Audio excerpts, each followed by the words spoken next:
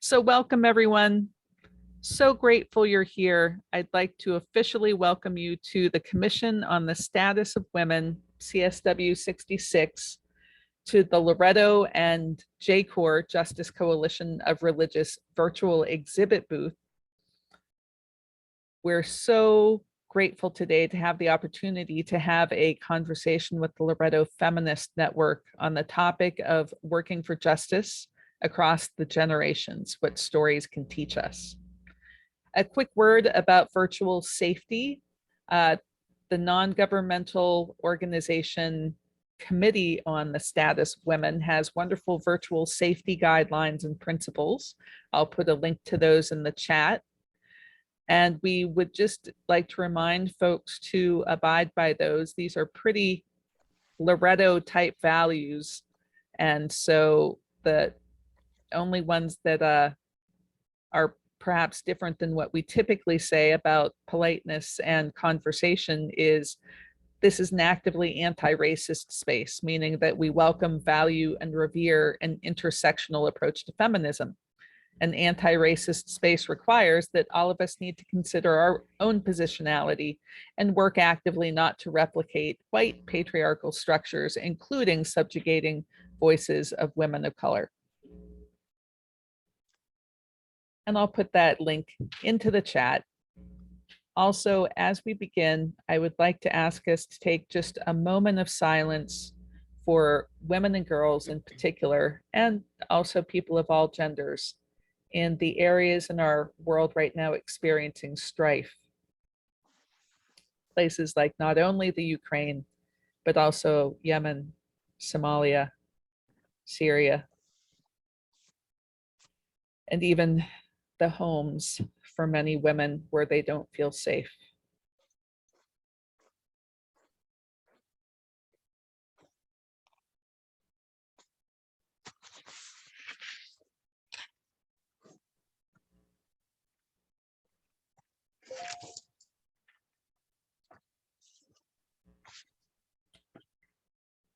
Thank you for taking a moment.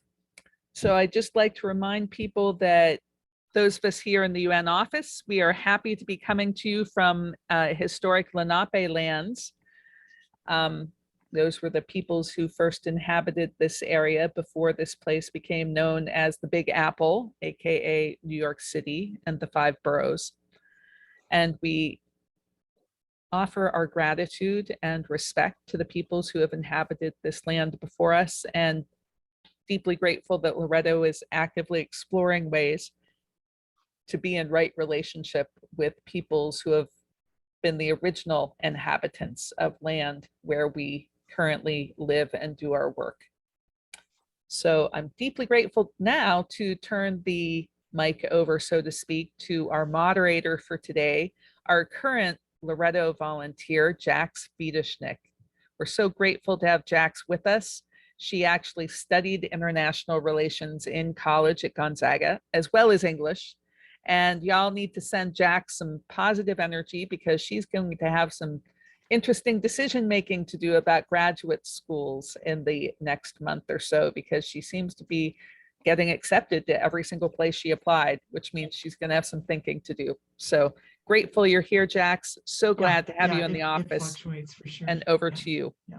And thank you for muting yourself if you're not the one speaking. Hi, everyone. Thank you for joining us for one of our virtual exhibit booth events with the Loretto Feminist Network. I'm really excited to be moderating this event. To start off, kind of our flow of the program today is we have several speakers that are going to be here today, and we are going to have kind of a more loose conversation between the two and just open it up for everyone to answer some questions. So if you have any questions about the work of the Loretto Feminist Network, especially where it connects to women and girls and climate justice, pop it in the chat and I will read it out. So our first question as an introduction is I want to ask each of our speakers to go around and answer, I believe in working for justice in our world because when I was younger, I was influenced by ... So if we have someone jump in and fill out the rest of that statement and popcorn it to another speaker, that would be great. And I will first start the popcorn and pass it to June East. Okay. So hopefully a number of us will get to answer that question, but I will start off. I am in Arizona, and I am just adjacent to the Tohono O'odham reservation, the people here who cultivated this land for thousands of years, and they are really working very hard now to fight for their rights within the state of Arizona. And we're very much impacted by the building of the wall because they border Mexico. In fact, part of their reservation is in Mexico. So just wanted to acknowledge that before we got started. So I believe in working for justice in today's world because I was influenced by my mother.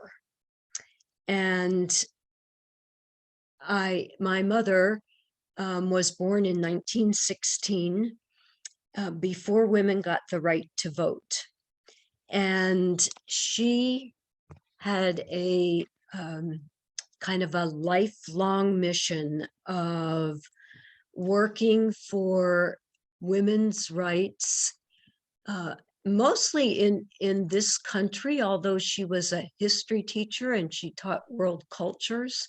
So she very much exposed me to the idea of various cultures and the rights of women and the rights they didn't have around the world. And when I think I was in college, she bought me one of those little bracelets that they had during the, some of you that are older may remember, during the Vietnam War, we had these silver bracelets with the names on them of people who had been lost. And she bought me one that was on, that said the ERA. And today we are still trying to get the ERA in the Constitution. So her inspiration led me to the path of working for women's rights over the many years that I've been working as a social worker, particularly for women at the intersection of poverty, race, of course, gender, women, and trauma. So I will pass it on to Elisa.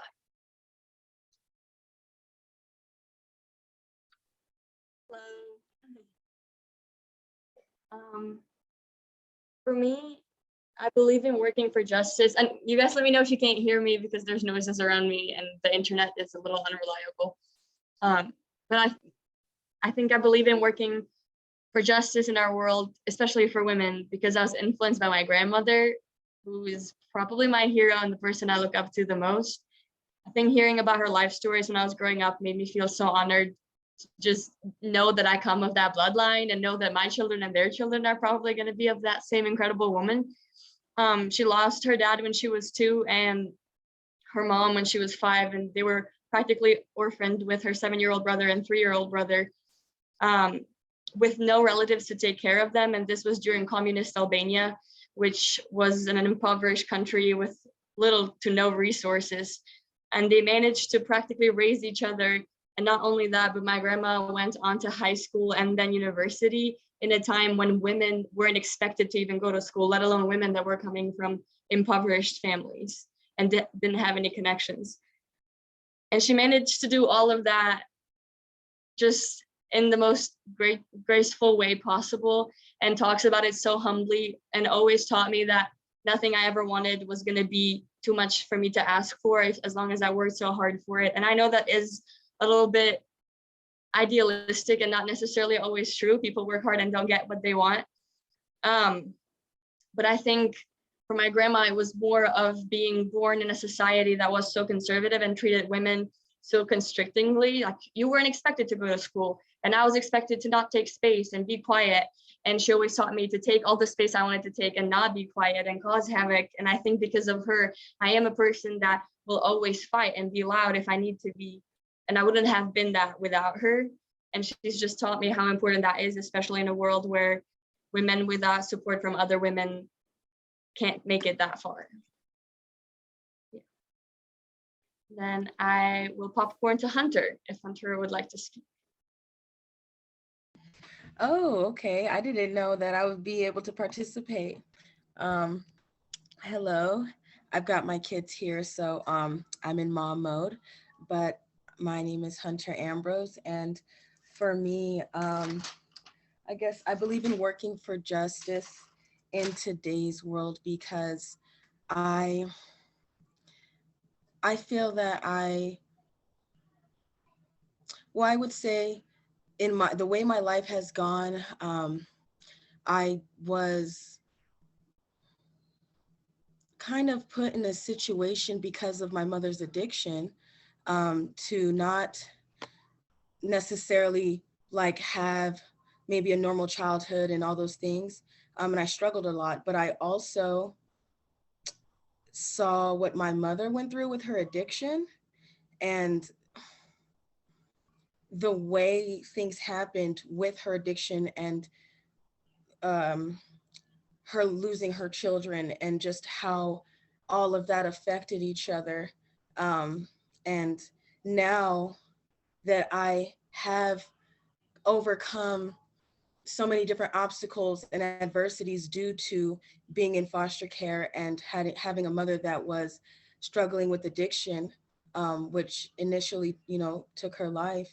I feel like I have the privilege and opportunity to not struggle with addiction now and to use my brain to not only overcome what I've been through, but be in a position to help others because I'm not the only person that went through what I went through. So I guess I feel initial responsibility to use my story to try to positively impact others in whatever way that can be. So I guess I just feel a responsibility to use my story because I still have my life. I still have the ability to go to school. I feel like school is a privilege. I feel like, when I meet with Jean, I feel honored to do that. So I want to continue to be grateful and have gratitude and be thankful for the fact that I can use my voice and advocate. And kind of like Elisa was saying, what I've been through has helped me to have a more stronger approach and learn how to be assertive to get what I want. And what I want is it's not too much to ask, I'm not asking for too much. And I just need to learn the right way to go about it. And so, yeah, that's kind of my take on it. So thank you. Thanks, Hunter. I'm going to call. Oh, sorry. Do I yeah, let me do it because I know you don't know these people. Okay, thank you. So I'm going to go to Anna Koop. And Anna, would you tell us who most influenced you when you were younger that led you to the path that you're on today? And don't forget to put down your... Thank you, Jean. I get by with a little help from my friends. I think I'll start at a very early point in my life, preschool probably, when my sister, who was 15 years older than I, gave me a very important gift. And let me say, Hunter, I so appreciated what you had to say, and Elisa as well. Young people just hold a flame for me, for sure. But anyhow, this gift was a doll with a long skirt, and that doll had two heads. So you could put her up this way and she was white, and you could turn her over and she was black. And I feel like at a very early age, my sister was influencing me around racism. So that's a very, very early influence. Later, I'm a child of the 60s. I mean, I was in my 20s in the 60s. And in my 30s, I connected up with the Loretto community, whose really our kind of theme of our community is we work for justice and act for peace because the gospel urges us to do so. Well, there you will see that there are a number of Loretto community people here, and we have a very rich history in working for justice. And I have learned from that. I have been dragged into places I would not necessarily have gone on my own, like jail. Pat can say the same thing. And with a community with just a wonderful spirit, respect for others, particularly human rights, an understanding of the ways in which women are not treated equally. And so I feel very, very grounded and supported by that community. The other huge influence for me was Dorothy Day, who founded the Catholic worker movement. And I became so aware, as I myself helped found a Catholic worker house in Denver.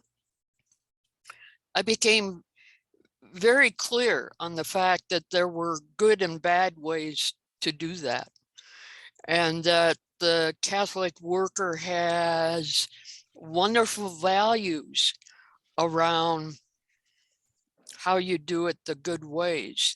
And so even I would say from the aims, means, and purposes which are articulated in the Catholic worker movement, I learned a lot about justice and a lot about what I did and didn't want to do. So those would be my influences, and I don't want to take time that should go to somebody else who also wants to tell you about theirs. Thanks, Anna. Mm. I'm going to stop the storytelling for a minute and step back now that we've listened to a couple of stories and tell you why I think stories are so important and why we're, as the Loretto Feminist Network, trying to capture stories. So many of you know because you're part of Loretto, but for those that don't, I'm just going to remind us all that the Loretto Feminist Network acts to affirm the rights of all persons, regardless of their racial, ethnic, class, national background, age, sexual orientation, or gender identity. And we work towards the right for people, particularly women, to be treated as equals in relationships, institutions, and structures, the right to access goods, services, status, and power, and the right to make those decisions which affect their lives, bodies, and properties.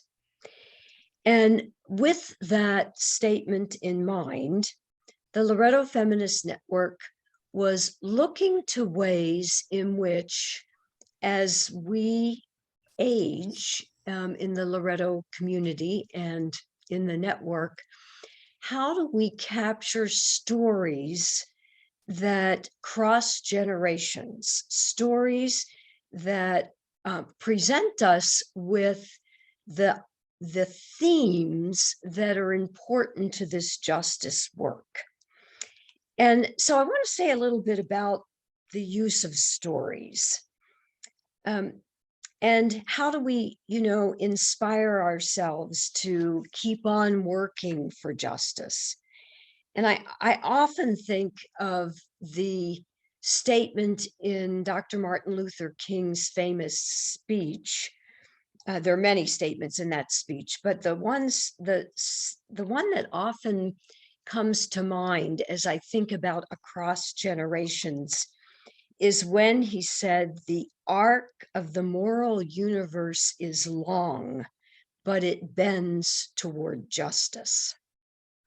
And I think about that long arc that, I picture this kind of like a long bridge where you can't see the end. And the hope that we have and the energy that we put into crossing that bridge so that we find that justice. And it's not easy to do. It's not easy to be on that bridge. And so one of the things that I think one of the things that can help us kind of stay on that bridge is stories and the way we capture a point in time or an event that stays with us somehow. And that story then allows us to keep kind of crossing this bridge.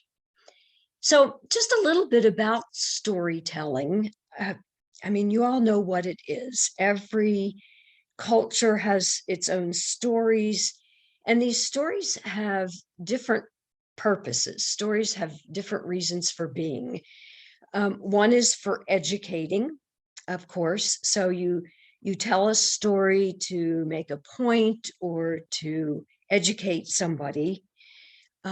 You tell a story also to preserve a meaning, a culture, a process.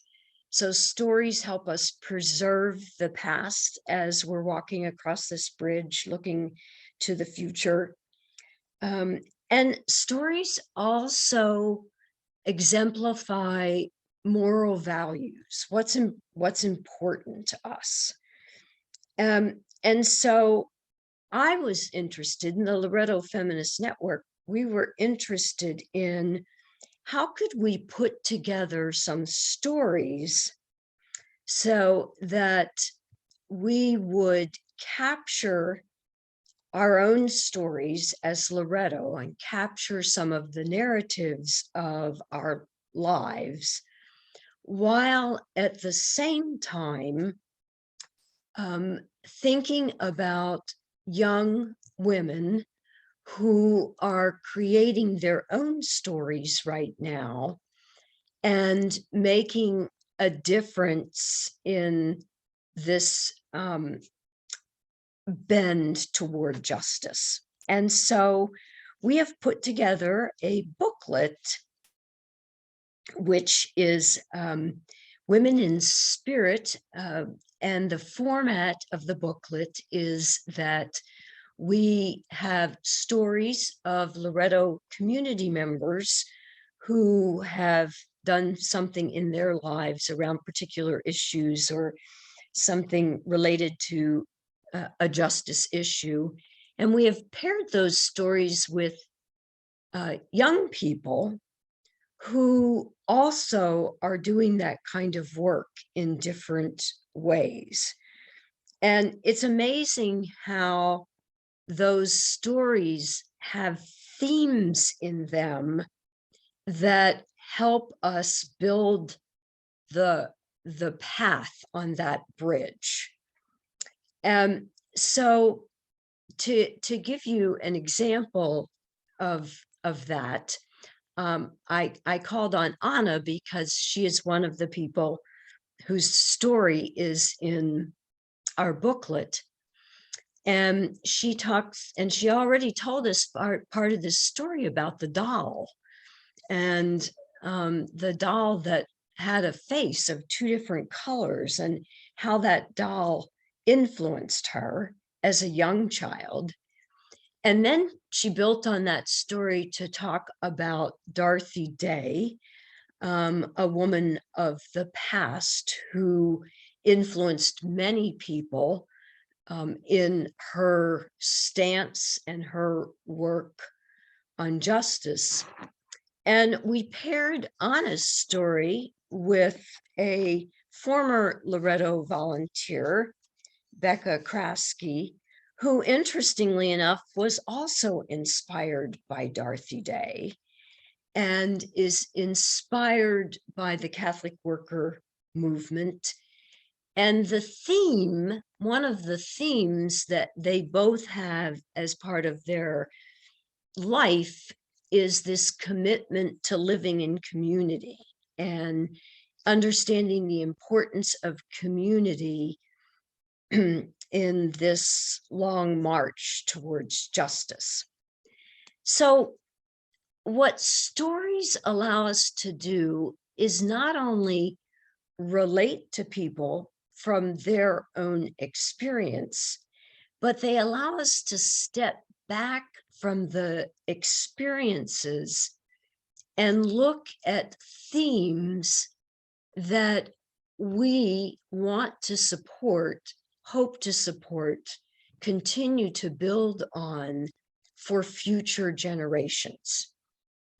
And that Anna's examples and Becca's examples both taught us, and as you read those stories when the booklet comes out, which hopefully is in August, is that, oh, we all need community in some ways.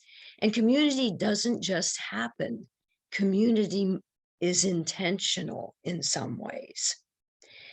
So I think that stories are a way for us to carry on through the generations the importance of and the essence of themes that, for those of us that are older, we may not see how that theme emerges.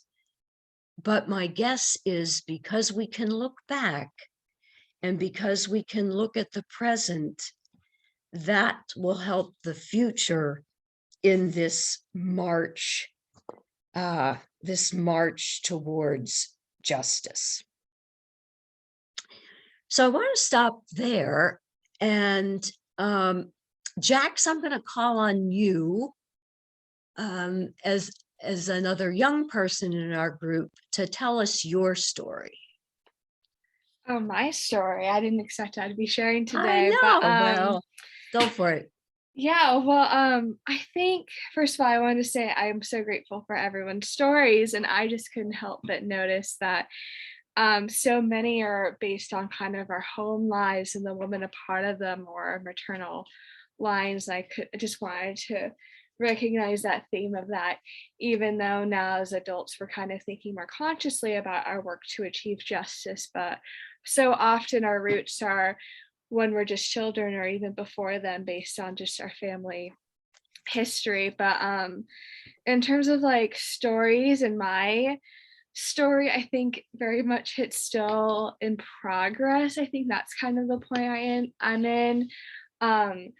I think I grew up in an environment where striving for justice and peace in a better world has always been understood in the norm. I'm extremely grateful for my education at St. Mary's Academy, because which is a all-girls school that's a Holy Names Academy in Portland, Oregon, not to get it confused with the Loretto founded school in Denver, Colorado.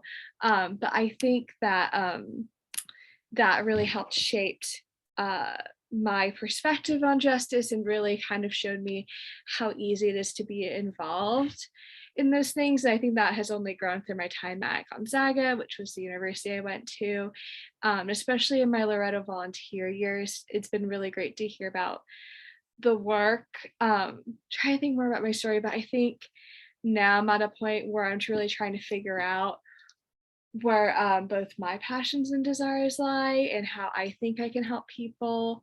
And so a lot of that has been interesting to explore the UN side of things, but I think certainly it's been the woman in my lives, forever going back to my peers at St. Mary's Academy, to my friends at Gonzaga, and to the lovely ladies that I live with and living community with in Loretto volunteer, who are also kind of striving for justice, which is a really big, ambitious goal.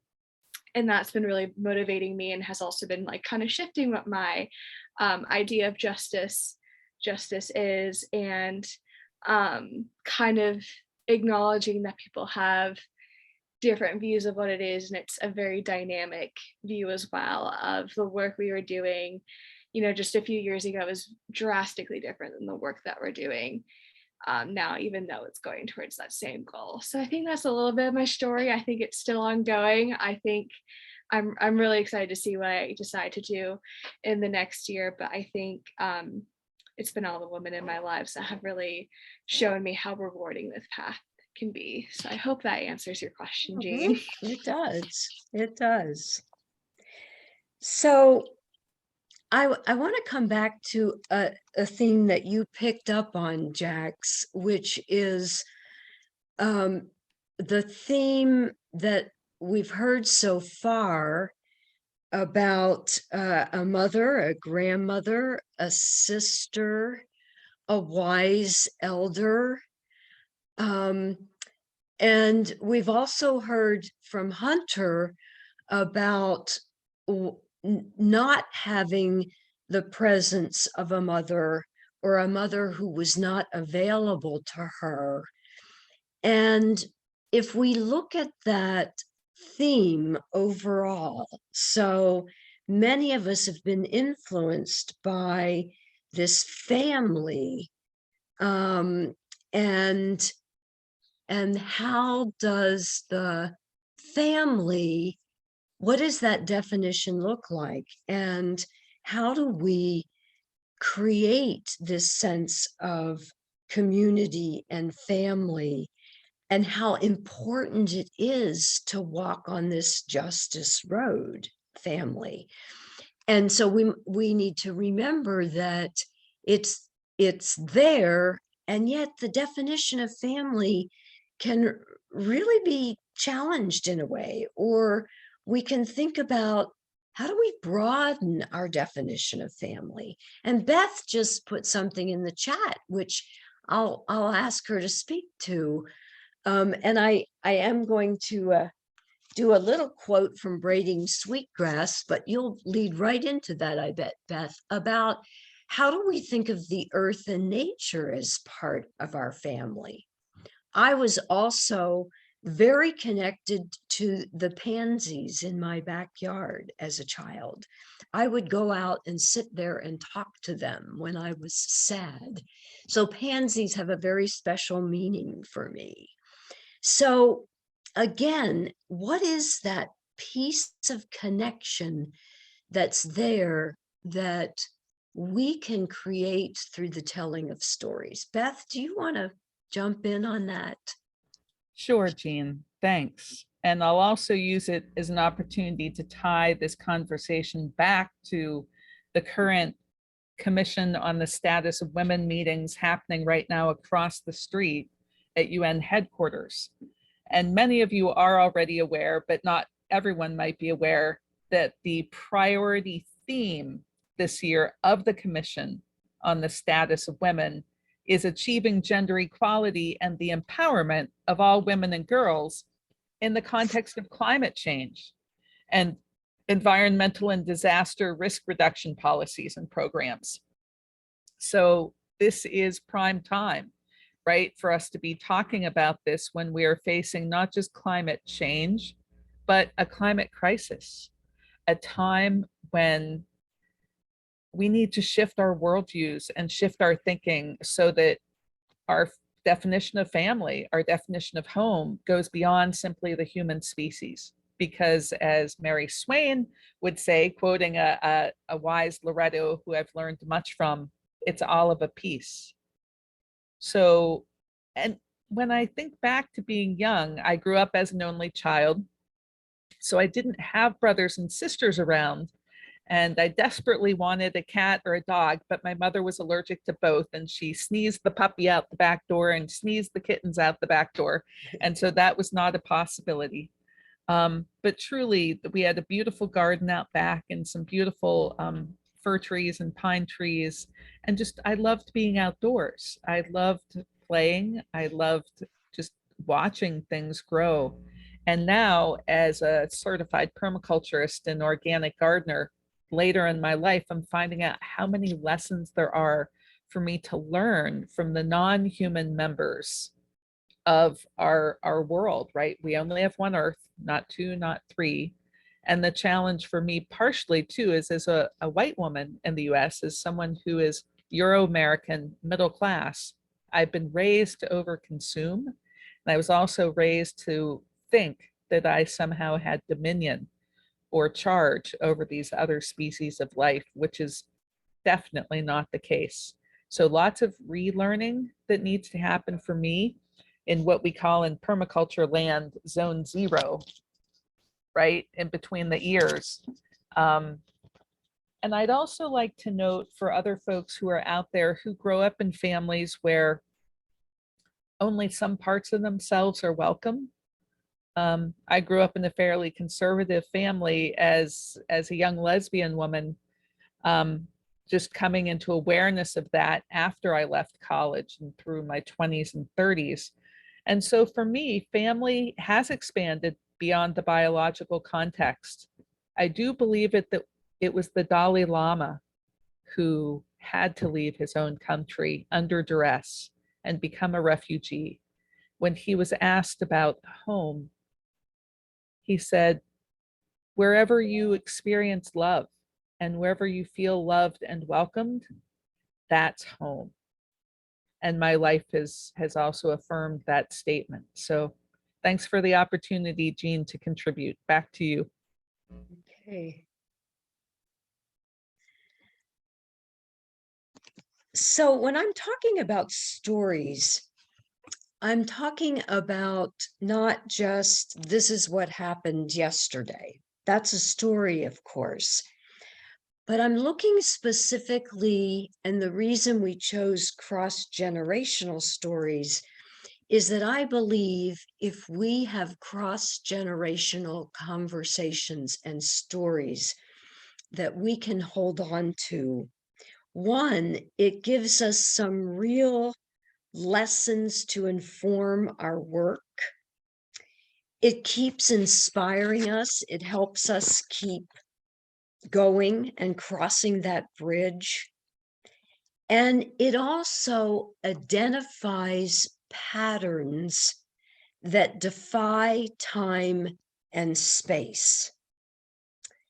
And I think patterns that defy time and space give us what I like to call critical hope, a hope for the future that keeps us going. And it's not a naive hope that says, oh yeah, everything's going to be fine and this is going to be easy. It's a hope that knows that the work for justice is hard. And for those of us who are older and have spent a lot of time in that, our connection to the intergenerational part of the stories help us see how that goes forward. So I want to, open it up to any comments or questions that people might have. Sally, I see that you've raised your hand, so I have raised my hand, yes. go Thanks. for it. You know, for a few minutes, I've been thinking that there's something specific that I want to share. And what you just said is just the perfect lead in to what I've been thinking about. And I've been thinking about a quotation that I found so inspirational and helpful to me when I was doing the work that Beth and Jax are now doing in our UN office. At times, it would feel pretty overwhelming in terms of, you know, you work so hard on these issues, and does anything ever change? Does anything ever get better? What's the use? And I'm going to read this quote that was meaningful to me then and continues to be meaningful to me. Probably most of you are familiar with it. It's from the Talmud. And the quote is, "Do not be daunted by the enormity of the world's grief. Do justly now, love mercy now, walk humbly now. You are not obligated to complete the work, but neither are you free to abandon it." And that quote has echoes of a Thomas Merton quote, which I can't quote off the top of my head, but he had something to say about how we continue to do the work because the work itself has value and is sacred. And we do the work regardless of any outcomes. So that's what kept me going. That's what sustains me. That's what, you know, Mary Jean and I were having a conversation just earlier today, and somehow we got to talking about how hard it is because these issues, these things, these justice issues that many of us have been working on for 50 years, they're still with us. Sometimes it seems like they haven't improved very much, if at all. And how do we keep doing it? And we need to find inspirational ways to motivate us to keep doing the work, because the work itself has value. Right. Yep. So, Yeah. And that's a perfect way to say why the stories are important. Yeah. And to recognize that they're happening cross generations.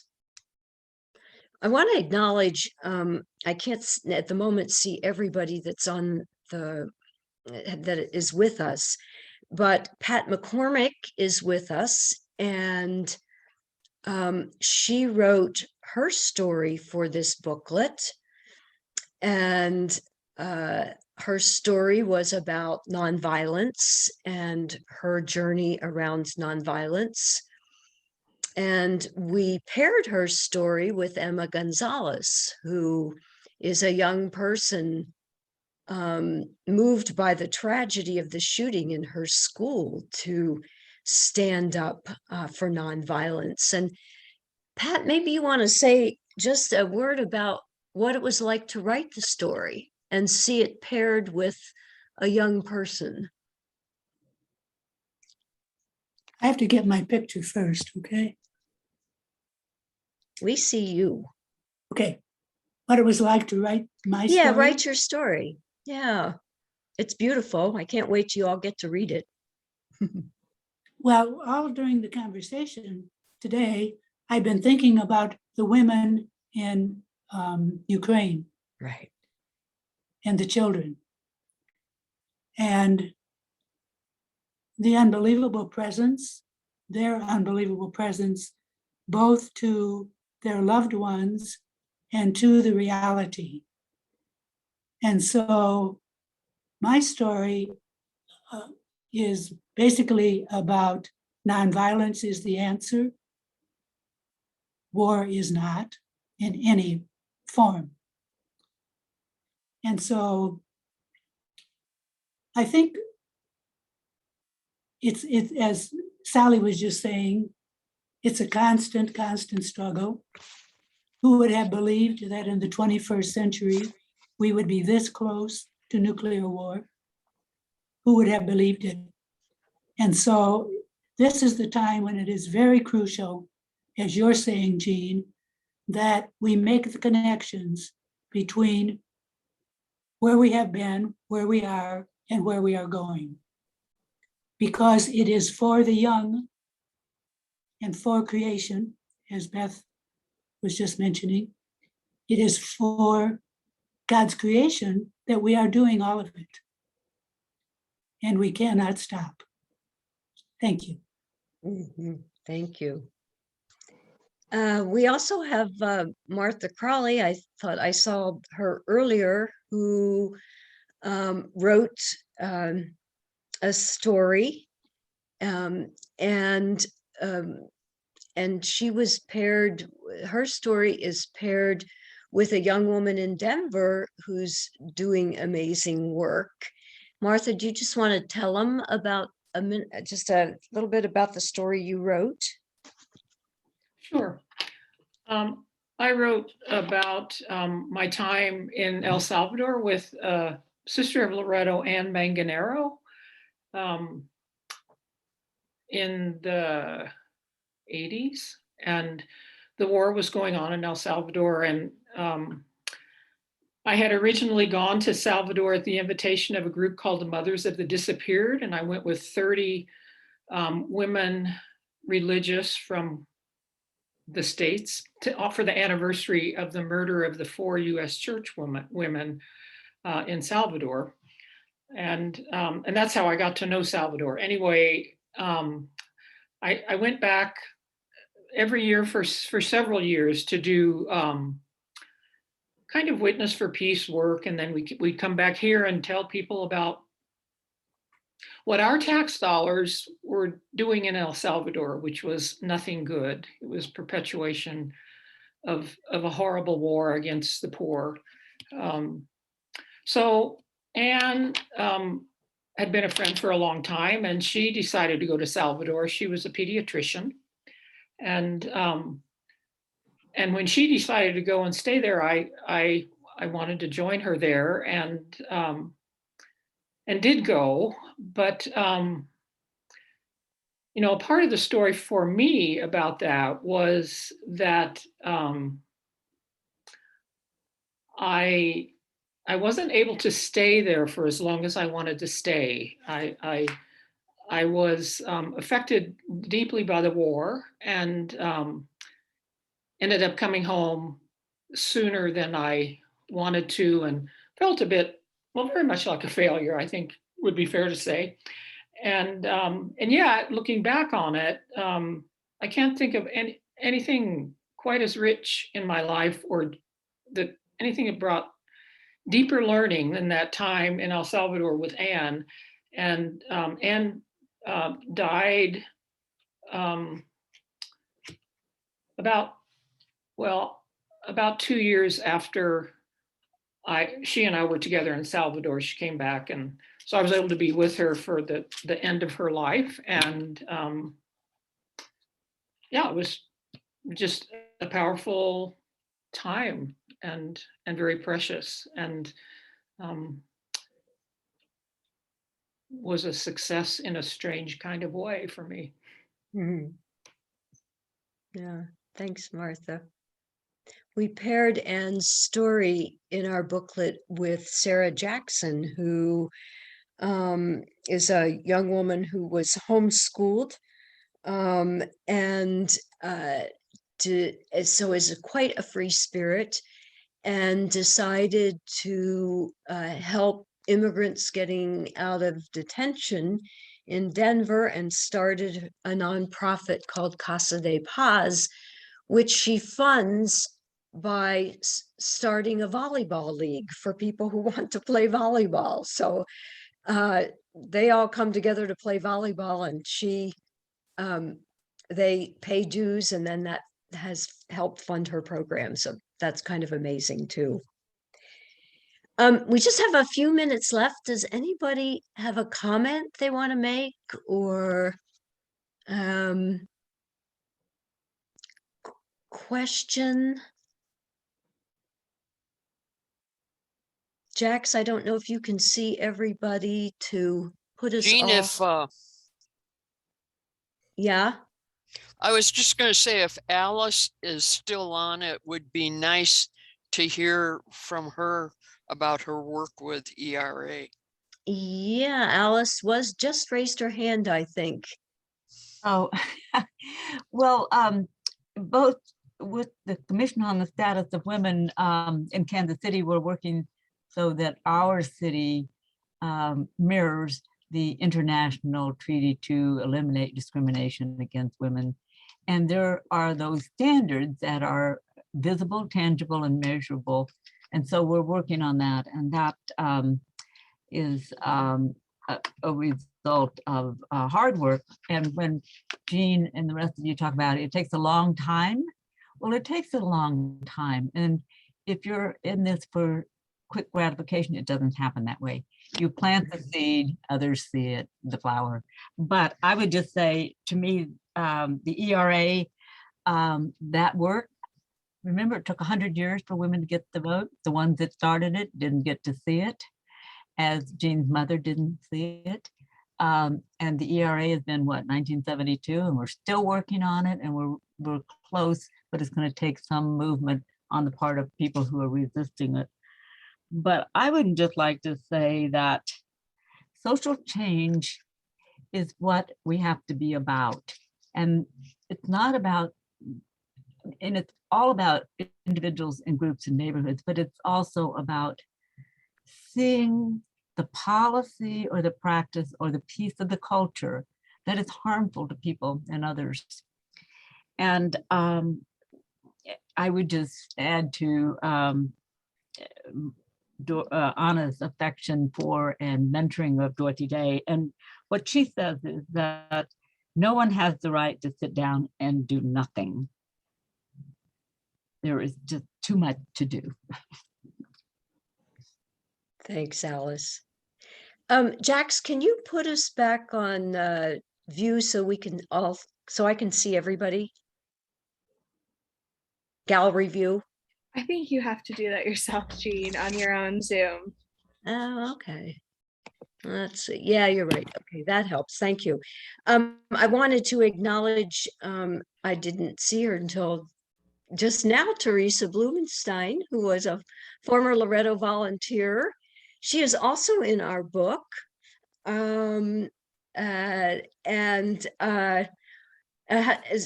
I can't wait for you to read her story too, because it's very inspiring.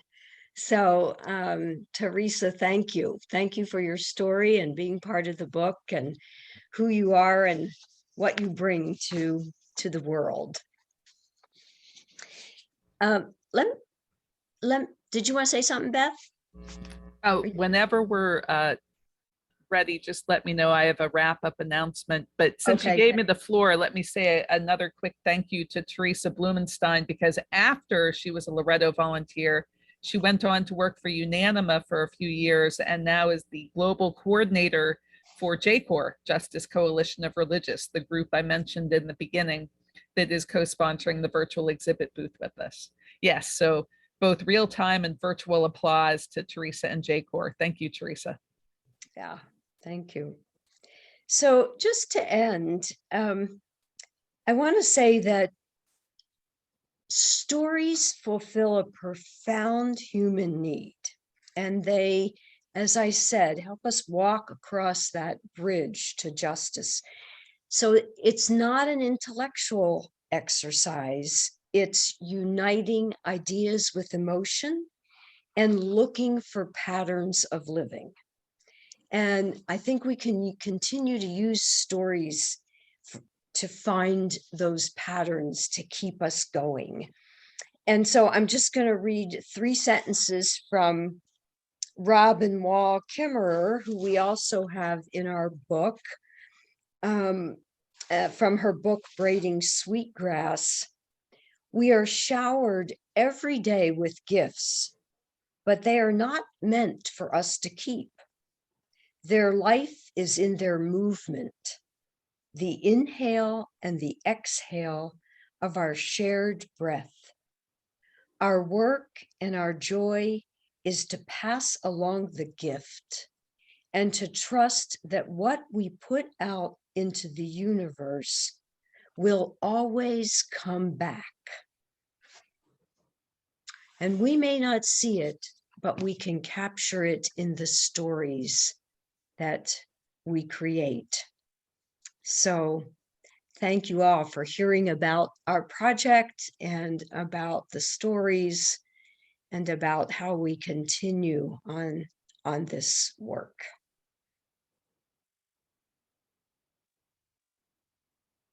Thank you. Thank you, Jean. That's fabulous, fabulous. So I just put into the chat a brand new event that just made it finally into birth. It's just birthing itself. It's going to happen Sunday on this same virtual exhibit booth. It's called Integrating Spiritual Wisdom with Gender Healing. It's at 11 a.m. Eastern Time on Sunday, the 20th, spring equinox. We hope if you're free, you might be able to join us. There's a link to register for that. And we're going to welcome 3 powerful women from GERI, Gender Equity and Reconciliation International, one from the US, one from Kenya, and one from South Africa, who will share with us about their work and a recent workshop that they did entitled Women's Spiritual Leadership in the 21st Century.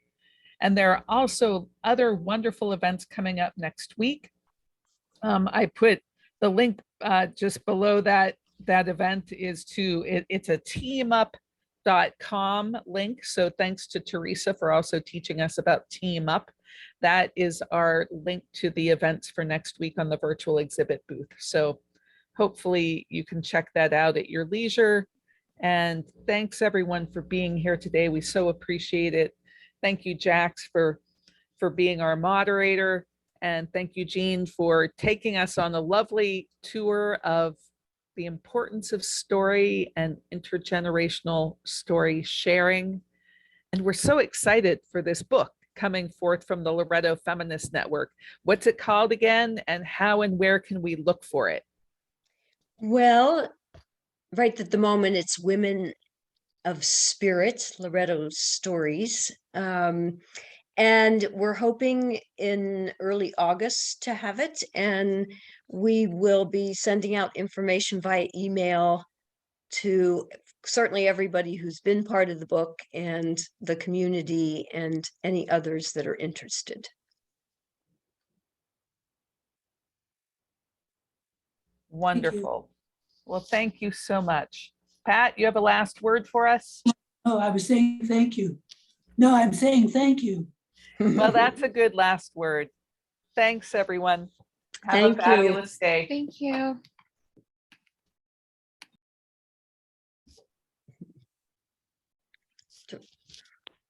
Thank you, Jean. Yep. That seemed to work well. I'm going to stop Yes. the recording.